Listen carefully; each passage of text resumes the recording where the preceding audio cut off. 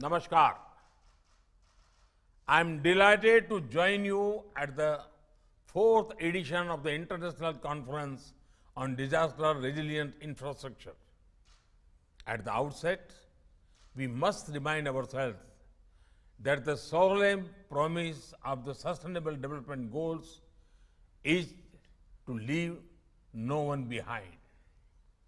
That is why we remain committed to meeting the needs of the poorest and the most vulnerable by building the next generation infrastructure to realize their aspirations.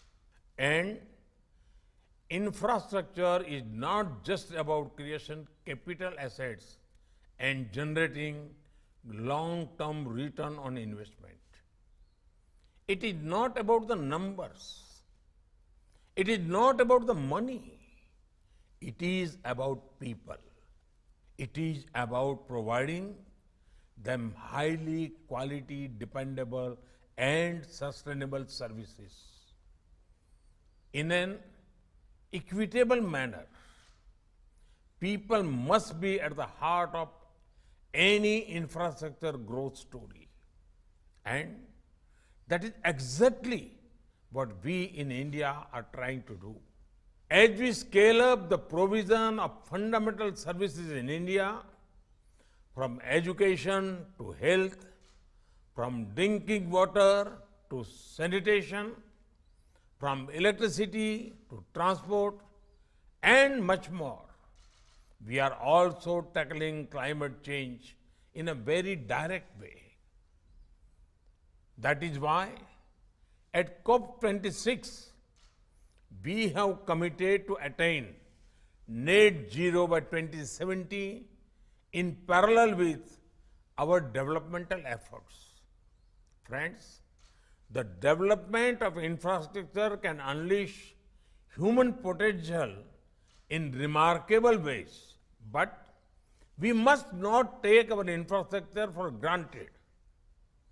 These systems have known and unknown challenges, including climate change. When we launched the CDRI in 2019, it was based on our own experience and felt needs. When a bridge gets washed away in floods, when a power line is broken by cyclonic winds, when a communication tower is damaged by forest fires, it disrupts the lives and livelihood of thousands of people directly. The consequences of such infrastructure damage can last for years and affect millions of people. So, the challenge before us is quite clear. With modern technology and knowledge at our disposal, can we create resilient infrastructure that is built to last? Recognition of this challenge underpins the creation of the CDRI, the fact that this coalition has expanded and received wide support from across the world indicates that this is our shared concern.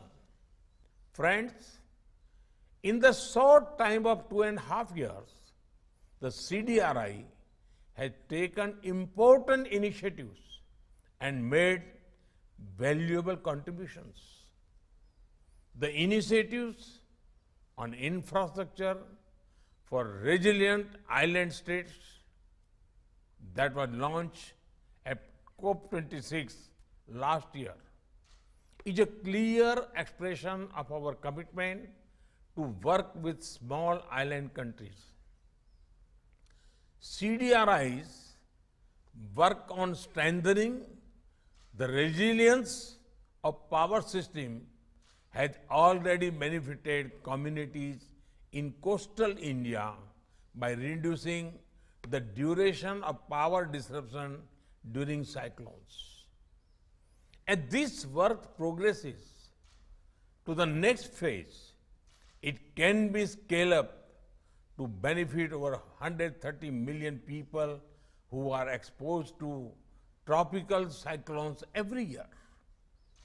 CDRI's work on resilient airports is studying 150 airports around the world.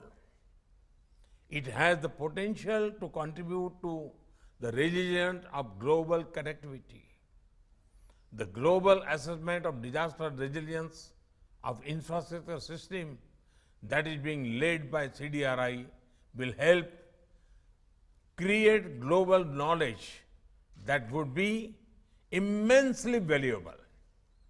CDRI fellows from across the member states are already producing solutions that can be scaled up. They are also creating a global network of committed professionals that will help shape a resilient future to our infrastructure systems. Friends, to make our future resilient, we have to work towards a resilient infrastructure transition, which is the primary focus of this conference. Resilient infrastructure can also be the centerpiece of our wider adoption efforts. If we make infrastructure resilient, we prevent disasters not only for ourselves, but for many future generations. It is a shared dream, a shared vision that we can and we must translate into reality. Before I conclude, I would like to congratulate the CDRI and the United States government for co-hosting this conference. I also wish to extend my best wishes to all partners who have co-created this event. I wish you all fruitful deliberations and productive discussions. Thank you. Thank you very much.